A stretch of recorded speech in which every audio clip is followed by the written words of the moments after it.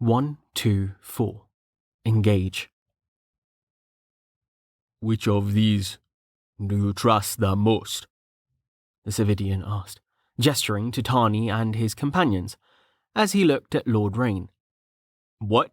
Lord Rain asked. It doesn't matter, Tallheart. Any of them. Tallheart said. Tani froze as he felt the smith's pale eye settle on him. You, come here. Without hesitation, Tani took a step forward. Tallheart picked up the metal object from the table next to him and held it out. It was a metal spike, like a nail, but fully the length of a man's leg. It was made of dark iron, flaked with rust. Anything that the tip touches will be destroyed, Tallheart said, as he held it out to him sideways with one arm. Do not make me regret making this. Carefully, Tani accepted the implement with both hands, struggling with the weight as he cradled it to his chest. Tallheart only released it when he was sure that he had a firm grip. This is the limit of iron, Tallheart said, speaking over Tani's head as if he didn't exist. The point holds enough power to deal, perhaps 5,000 damage. A touch should be all that is needed. Holy Lord Rain said, cutting himself off. Tani's heart too skipped a beat at the number spoken by the smith. He stared at the rusted iron spike, held in his hands with a new wariness. There were no runes, nothing to indicate it was anything other than a bit of old iron. Nevertheless, he thought he could feel the raw power of the enchantment trembling within the metal, begging to be released. It suddenly seemed even heavier than it had a moment ago. His arms shaking from the weight. The smith rumbled. It will only last for one strike. The metal is already degrading. He looked at Tani, his face like a granite wall. You should make haste. I will not be able to construct another. He looked away. I lack the required materials. Yeah, wow, okay, Lord Rain said. Tani, go. No, wait. Someone help him. Carry it between you. You'll never make it the whole way with something that heavy. And be careful. No shit, Captain, Molo said. He carefully moved beside Tani, and the two of them maneuvered the spike until they were carrying it between them, like the deadliest battering ram in existence. Tani tried to keep the distaste for the man who'd supposedly been a servant from showing on his face. Go on, we'll follow, Corrin said. Tani nodded, and he and Molo began carefully guiding the spike toward the lair.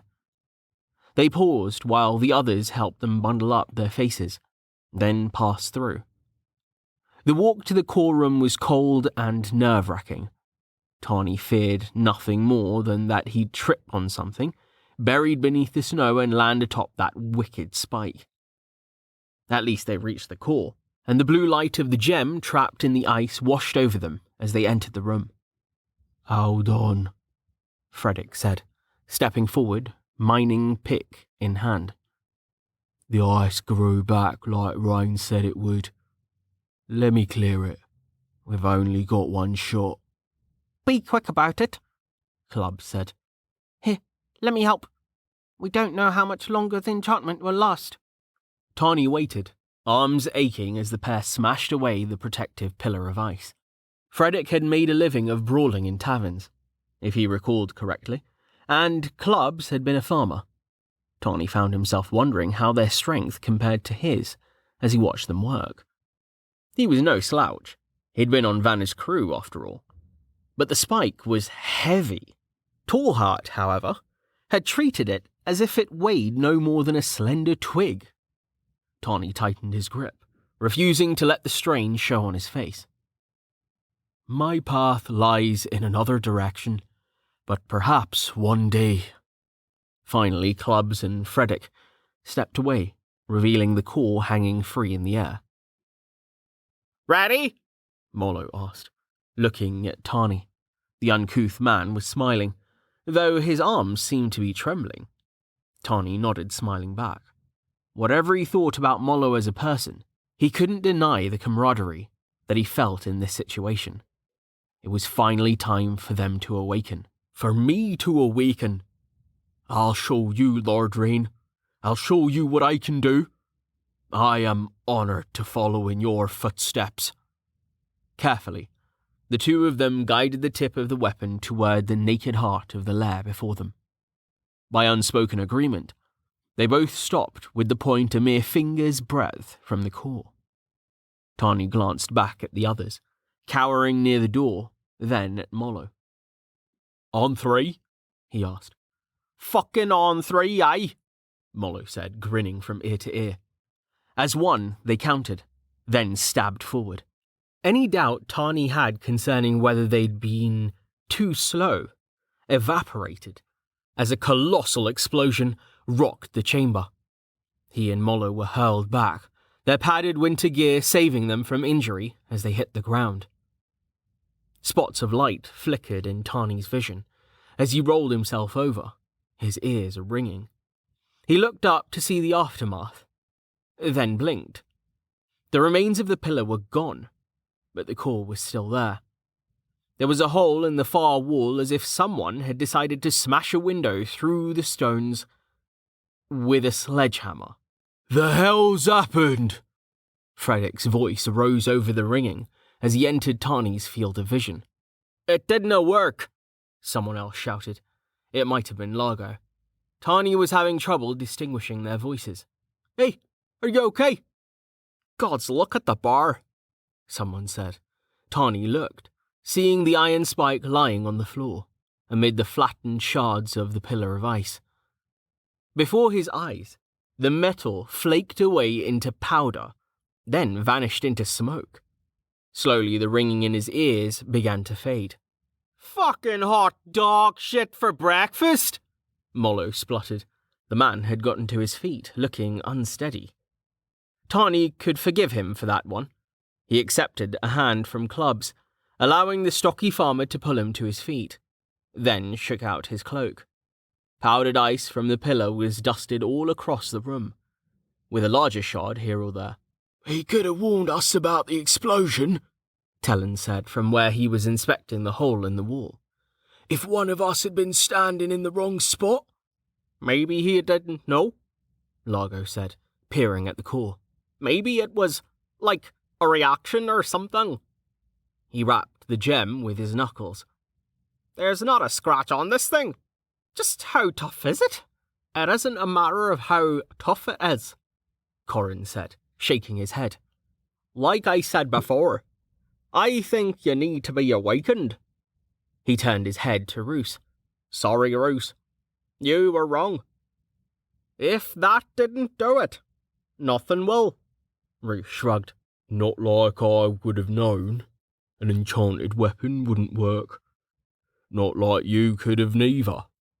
True, Corrin said with a sigh. What now? Clubs asked.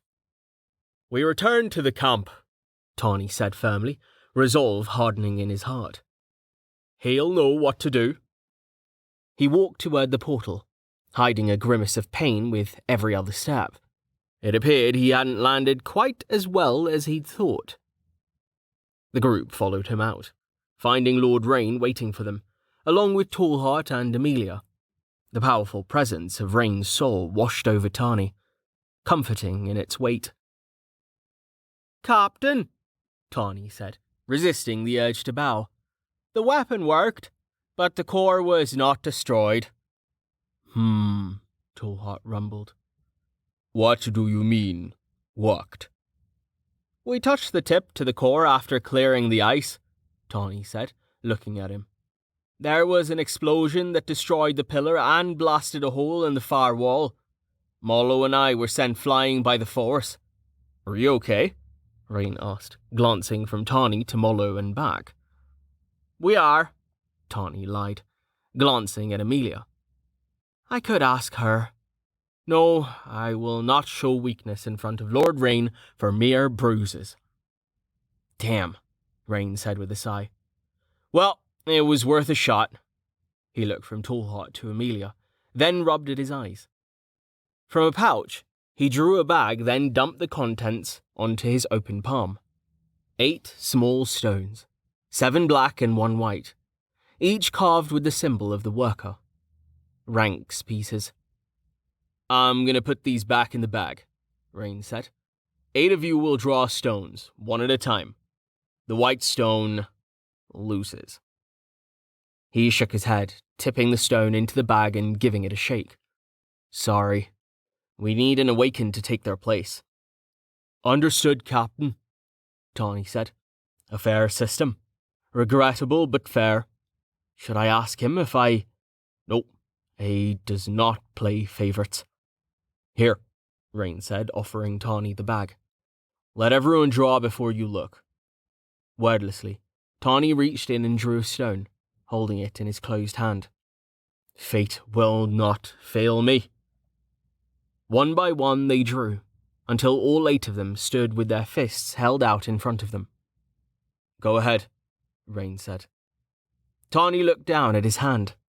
As he flipped it over and opened his fingers, he felt his heart stop as he stared at the white stone resting on his palm.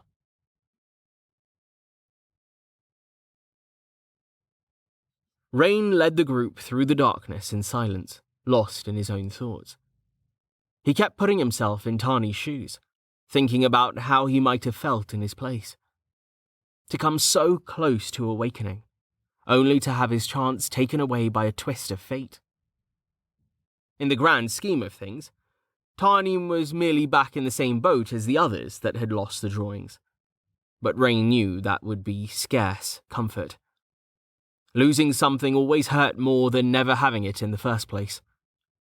It was a simple fact of human psychology. To his credit, Tawny hadn't argued against the decision, hadn't raged, hadn't demanded best 2 out of 3. He'd simply stared at the white stone in silence. Eventually, Amelia had taken him back to the camp at Rain's request, leaving him to manage the others.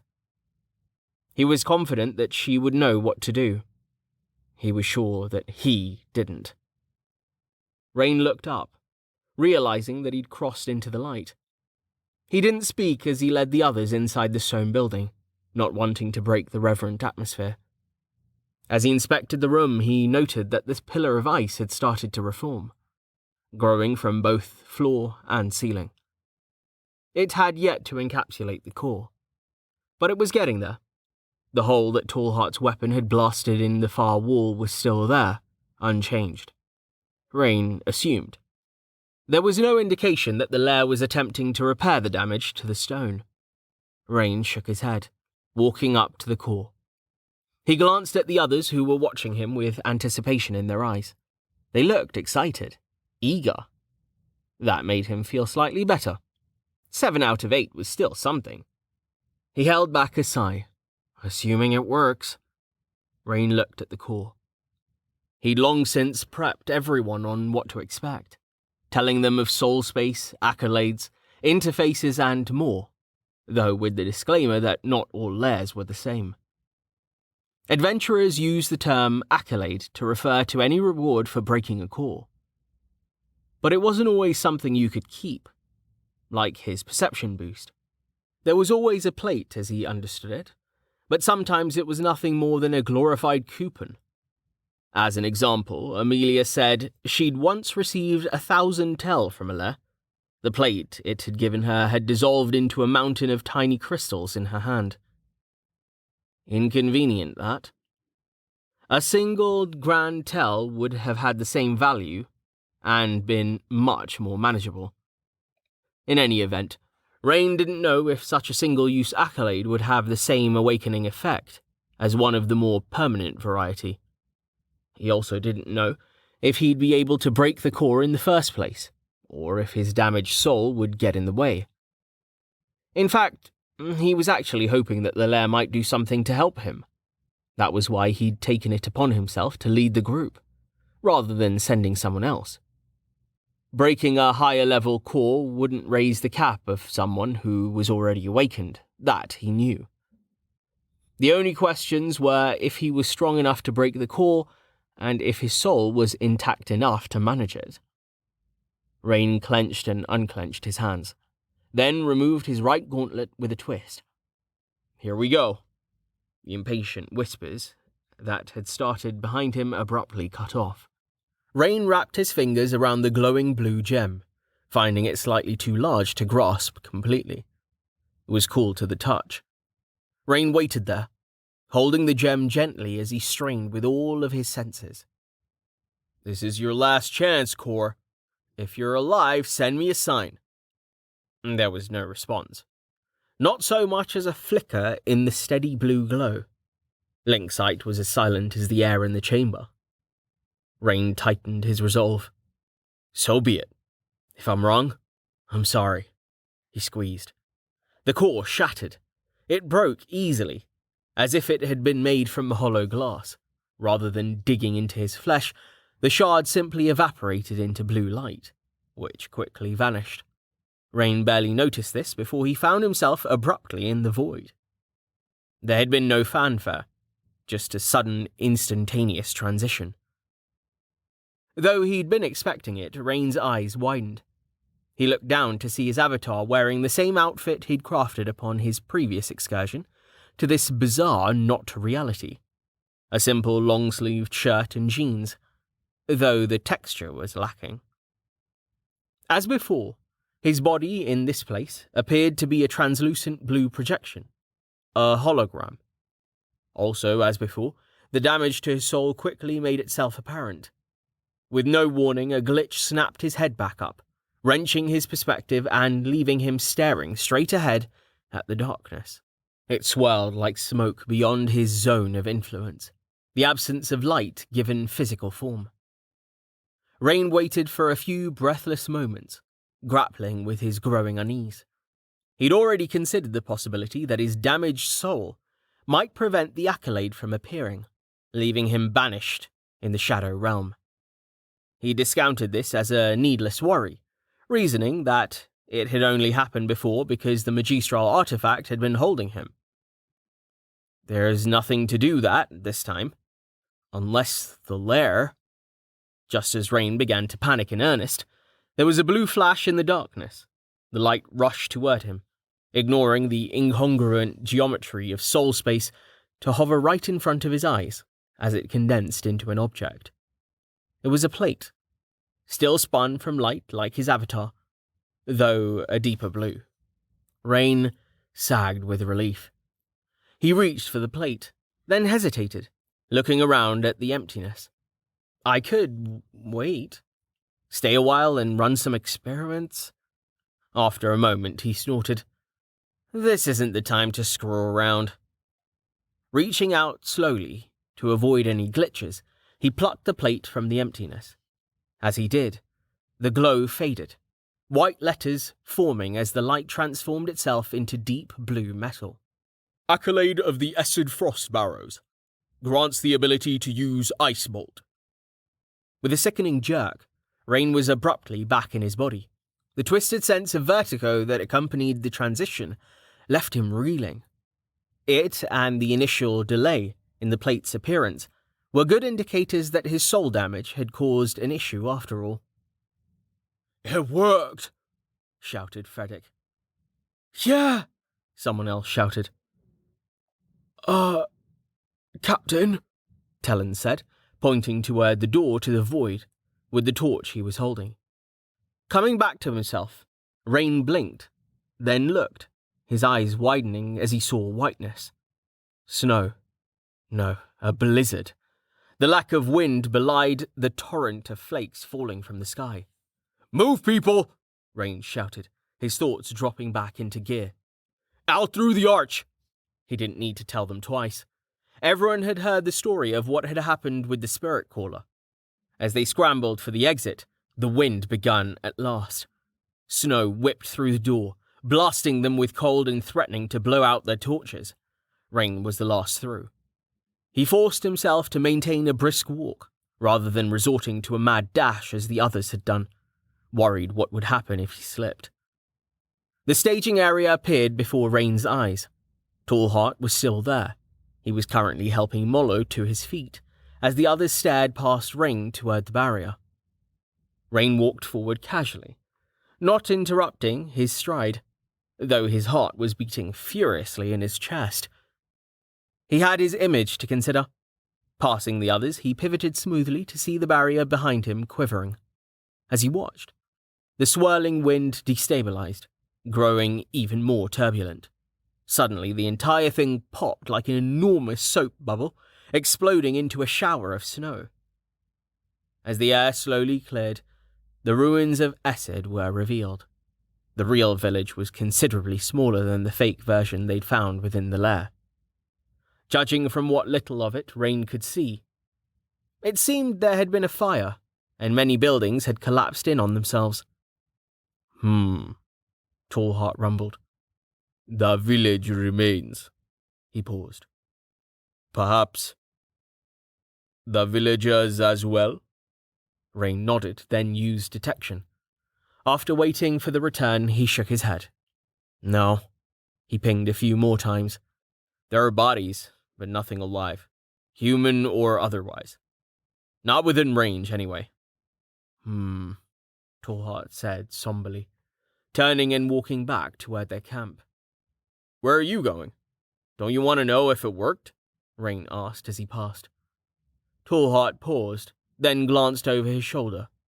It is obvious that it did, he said. Oh, Rain said, watching the others stare into space, interacting with things he couldn't see. Yeah, I suppose it did. Tallheart said, turning away once more. Hey, Tallheart? Rain said. Yes, Tallheart asked, stopping and tilting his head, but not looking back. If you're going back to camp, tell Vanna to get people ready to search the village. We'll collect the bodies, then have a memorial for them or something. I will do so, Tallheart said, nodding. He took a few more steps, then jumped, landing atop the earthen wall surrounding the staging area, making the incredible 3-meter leap look effortless. Rain snorted as Tallheart dropped down the other side and out of sight. I suppose if I could jump like that, I wouldn't bother with stairs either. Wait, I have velocity. I actually can jump like that, can't I? Is that an accolade? Corrin asked, startling Rain as he moved next to his elbow. Rain looked back down at the plate that he only now realized he was still holding. He looked at Corrin, then nodded. Yeah. He bit his lip behind his helmet, reading the words once more. He'd been interrupted by the collapse of the lair before he could even process just how rare this kind of accolade was supposed to be. I mean, it's only a tier 0 skill, but still. Wasn't there supposed to be, Corrin waved his hands, some sort of soul space or something? I didn't see anything like that, just a window in my face. He swiped at the air a few times. Huh, that's funny. It's using the numbers you taught us, not the ones I've known my whole life. It says I'm level 0. Rain blinked, coming back to himself. He stared at Corrin, then at the others. Did any of you see the void? He asked. Or get something like this? He held up the plate. Confused looks and various signs of negation greeted him. Huh, Rain said, staring back at the metal rectangle in his hands. Maybe it's either or? Clubs asked. No, Rain replied. When this happened before, the person we awakened got an accolade, the same as everyone else. Could be this was a different kind of lair, like you said, mused Talon. Maybe, Rain replied, unsure. What was different? He looked up at the others. Different level. Different number of unawakened. Different number of people in general, actually. We had 7 then, not 8. Could there be some finite amount of essence or whatever? What takes more? An awakening or creating an accolade? Damn it, I need more data. He shook his head. Does anyone's interface tell them what their cap is? How can I tell? Asked Smollo. Look for any numbers that aren't your stats or your vitals, Rain said. Maybe a 9, like Lair was. It won't be higher than that. Without bothering to consider whether it would work, he dismissed the accolade, which vanished without complaint into his soul. Only after he'd done it did he realize how effortless it had been. Did I get healed? Am I fixed? He concentrated on the other accolades beneath his breastplate. Nothing happened. Maybe not. Damn. I don't have any numbers, said Mollo. Rain blinked as his mind ground to a halt. Wait, what? Really? Mollo nodded. Rain shook his head in disbelief. I mean, I've heard of that, but how? What does it say about your stats? Fucking pathetic, Mollo said, with a grin, gesturing as if he was holding something, though there was nothing in his hand. For all of them. It's jars with labels on them saying the stat, and telling me how shit I am in it. And I've got this, other jar full of bloody magic juice or something. He held up his empty hand, shaking it in the air as if he was indeed holding a jar and sloshing the contents about. I think if I pour it in one of the others, that's how I boost my stats. Makes more sense than your damn windows or whatever it was. Rain blinked, then deadpanned. Ah, yes. Jars. Of course. That makes so much sense. Clearly better. Oh, fuck you, Mollo said, laughing. Rain snorted and shook his head. Anyone else? After some discussion, it didn't seem that anyone had an interface that listed their level cap. Though the format varied, everyone seemed to get more or less the same information Rain had gotten when he'd first awakened. Stats, vitals, available skills, and so forth. Only Mollo had an interface devoid of numbers.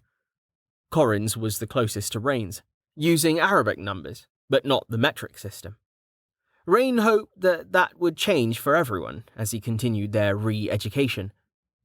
Eventually, Rain decided that they'd be better off just heading back to the camp. Theorizing about the system at a meta level was a rabbit hole that he could easily get lost in. And it was better done over food anyway. There'd be plenty of time for him to interrogate the new awakened in the coming days. Right now, he had something he needed to do. After leaving the others with Vanna, Rain walked through the camp. He greeted people politely as he passed, but he didn't stop to engage in conversation. Upon reaching the center, he pinged with detection, then frowned, spinning to the left and striding off. He pinged again, then increased his pace, heading for the wall. Tani was on his own out there, against his standing orders. From the top of the wall, Rain spotted him sitting under the shadow of a tree a short distance away. Rain quickly dropped down and crossed the snowy ground, scanning for any threats. It was day and the monsters were unlikely to attack with so many people nearby, but it never hurt to be too cautious. There had been incidents after all. Tani turned as Rain approached, and Rain saw that his eyes were red and puffy. Ah, Rain thought as the man struggled to his feet. It's even worse than I thought it would be. He automatically controlled his expression before he remembered that he was still wearing his helmet, never having removed it after leaving the lair. Captain? Tani choked.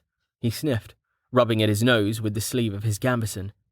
Tarny, Rain said, pretending he didn't notice the man's state, out of respect for his dignity. I recall saying nobody was to leave the camp on their own. He raised his hand, stopping Tani, as it looked like he was struggling to find a response. I understand why you might have wanted to be alone, but it's still reckless. You could have asked Amelia to make you a private chamber, or... Rain sighed, stopping and shaking his head. You know what? Forget it. It's fine. You were close enough to the walls, and I wanted to talk to you alone anyway. Tani looked down and away. Rain frowned, considering his words carefully. Tarny, he finally said, bringing the man's attention back to him. Just so you know, the core break worked. The others are now awakened, but we don't know what their caps are yet. Tani looked up, hurt confusion on his face. Rain winced, then hurriedly continued. There was a complication. We don't know why, but none of them received an accolade. Only me. He held up his hand. the dark blue plate dropping into it easily. This one. Tawny sniffed again. Rain grimaced. Damn it, this isn't going well. Better just plow on. Watch, he said, raising his other arm, pointing at a nearby rock. Ice bolt. With a blast of blue interference, a twisted shard of ice formed. It launched itself from Rain's hand at an angle, then slewed to the side as it flew before crashing lengthwise into a tree with a crystalline impact. Not bad. Never mind that the tree wasn't what I was aiming for.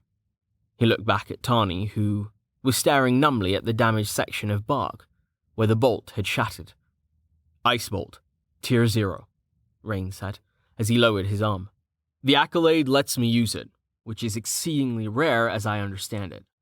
I'm not sure exactly how much this plate is worth, but a few thousand tel wouldn't be a bad estimate.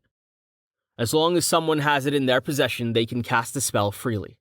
Even rank it up, in theory. He held the plate out. Here. Tawny's eyes widened, but he didn't attempt to take it, even taking a step back. My lord, he struggled, his mouth making uncertain shapes as he tried to decide what to say. For once, Rain decided to let the title slide. Go on. I want to see what will happen. Hesitantly, Tawny stepped forward, extending a hand. He paused, looking at Rain, only taking the accolade after another nod of encouragement. At once, Tawny stumbled back. At the same time, Rain felt a twinge from Link's sight as the plate unbound itself from him, presumably binding to Tawny instead. Rain smiled. What do you see? He asked, watching Tawny's eyes as they moved, clearly reading text. I see the skill, Tawny gasped. It says provisional interface. What does it mean? Interesting, Rain said. I wasn't expecting that. I suppose it means the system is letting you interact with some small part of it, even though you aren't awakened. Can you see anything else? A status window, or some stats, or something like that? No, Tawny said after a moment. But I feel something. Is this mana? Can I... He looked at Rain as if asking for permission. Go ahead, Rain said, gesturing toward the tree. Give it a try. How? Tawny asked, sounding overwhelmed. Rain tilted his head, considering. For me, I used to just focus on the name of the spell, and this little icon would come up on my interface. Then I would sort of will it to work. Now it's become automatic. I barely even have to think about it anymore. Reverently, clutching the plate to his chest, with one hand, Tawny turned to face the tree. He raised his other arm, a look of concentration on his face. He gasped as the shard of ice formed. Rain noted that it looked much sharper than his own deformed version had. Tawny stumbled slightly as the bolt shot away from him, spearing into the tree dead on, penetrating deep into the wood and staying there. Nice shot, Rain said. Nailed it first try. Lord Rain, Tawny gasped, turning, hints of tears once more in the corners of his eyes. He shook his head. Captain, I can't. He took a deep breath, then seemed to force himself to smile. Looking like a starving man pushing away his dinner, Tawny pried the plate away from his chest and held it back out to Rain. Rain snorted. No, keep it. Really? Tawny asked, his tear-filled eyes widening as he stared down at the plate. Rain smiled, then reached up and unscrewed his helmet so Tawny could see his expression. I should have done that to begin with. Yes, really. Ice Bolt is of little use to me. As you saw, my armor throws off the magic. Therefore, I'm donating the accolade to the company, and I've decided that you'll be its first bearer. You can use it as much as you'd like until you don't need it anymore. I hope that you'll then pass it on to someone else. I mean, Tawny spluttered, clutching the plate to his chest again. Thank you. This is what Ascension is, Tawny, Rain said, shifting his helmet so he was holding it under his arm. I'm not going to hoard power or wealth when someone else needs it more. Not when sharing benefits us all. He turned away, heading back toward the wall. Come on, let's get you back to camp. Rain smiled to himself as he heard Tani following.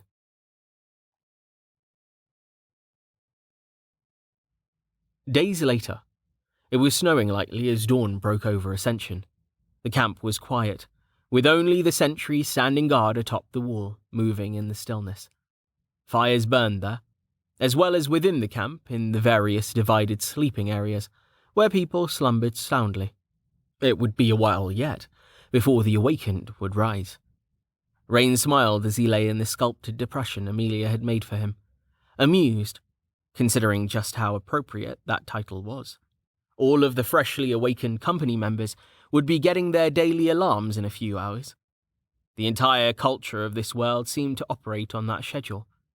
Everyone rising well after the sun had risen, awakened and unawakened both. Carefully, Rain got to his feet, tiptoeing to avoid disturbing Amelia, who was slumbering nearby. The sleeping chamber they were in was somewhat cramped, the two of them sharing it with Tallheart, Jameis, and Melanie, plus Cloud and Dozer, of course. Dozer's enforced sleeping arrangement had become a routine in the past few days, and amazingly, Amelia hadn't even complained. Instead, she'd even laughed about it, deciding to indulge Dozer, citing the fact that nobody wanted to see a pouty slime. Said slime shifted as Rain moved away, reacting to his departure. He could feel Dozer's discontent through the link that connected them. Focusing, Rain gently nudged the slime back to sleep with thoughts of comfort and warmth. Creeping past the others, Rain moved out into the central area of the camp. There was a line of sleds there, mostly packed and ready to go, dusted by a coating of snow that hadn't been melted away from the heat of the fires. The sleds were stuffed to bursting with supplies, scavenged from frozen root cellars and pantries. Essed hadn't been affected by the toxic chemical transformation that had gripped Felsedanis. Fortunately for them. Had they not been leaving today, Rain would have used the time before the camp woke for his morning exercise routine. His soul hadn't been healed by the core as he'd hoped. His condition unchanged. He still had to deal with the stiffness, heartburn, headaches, and everything else. His morning training helped loosen him up, but it was tiring, and they'd been marching in a few hours anyway. He could deal with it until then. Rain walked to one of the sleds, pulling free a huge wooden bowl and a small crock of honey. Then he'd walk to the next sled over and retrieved a few more things. Chief among them, a sack of coarse ground flour. He brought everything over to one of the earthen ovens that Amelia had sculpted into the wall, setting down the supply so he could start a fire. As the flames grew, Rain proceeded to busy himself with the making of bread. By the time the rest of the camp had risen, he had a neat line of 5 sad-looking loaves that hadn't. Their supply of starter needed a few more days, it seemed. It didn't matter, though. People still thanked Rain for the crackers with enthusiasm, compensating with liberal quantities of butter and good-natured mockery. The company took their time getting ready, eating richly of the supplies they wouldn't be able to bring with them, and luxuriating in the relative comforts of the camp that they'd built over the past few days. Travel discipline would start tomorrow, Rain decided. This waking up at 8 thing simply wouldn't do if they were going to make it to Vestval in any reasonable time frame. As he tried to hurry them along, he considered whether he should ask Tallheart to make him a bugle. Around 10, Amelia lowered one of the walls, creating a passage for the sleds to exit, while Vanna worked to get everyone into formation and out and onto the road. Rain lingered atop the remaining fortifications. He stood facing a line of graves in the field beyond their camp, already covered by snow. He held his head low in silent respect for those that hadn't made it through the shift. When everyone was finally ready, Vanna called to him, and he descended from the wall and spoke with her briefly before moving to the head of the column. Tallheart was there, sitting in the rebuilt forge wagon and chatting with Amelia and Carten. The smelter in the back simmered with heat. Holding a substantial quantity of molten metal, that the smith had yet cast into ingots. Dozer was somewhere in the middle of the column, playing with Cloud if Rain had to guess from the impression he was getting through the link. Are we ready? Amelia asked. Rain nodded. Yes. He climbed into the forge wagon standing atop it, and signalling to Vanna, who had taken her position at the first sled. She nodded to him, then turned. "Ascension!" she yelled. "Prepare to move out!" Rain smiled. She's getting good at that. He sat down in the passenger seat, then placed his feet and began to pedal, helping Tallheart bring the flywheel up to speed. Amelia walked around the forge wagon to stand next to him, and Car 10 took a defensive position on the other side. Similar groupings were already in place, all down the line, the new awakened spread throughout. Rain glanced at Amelia, smiling, then nodded to Tallheart and faced the road ahead. He raised a hand, fingers loose, then gestured forward, speaking in his best Patrick Stewart. "Engage!" Tallheart rumbled, pulling the levers and bringing the forge wagon into lurching motion. The tracks barely even clattered. The muffler, Tallheart had added, already showing its worth. "Who was that voice supposed to be?" Rain scratched at his chin, considering. "Well, we do have the time," he said. Where do I even begin?" Amelia chuckled. Uh-oh, Carten. Now you've done it.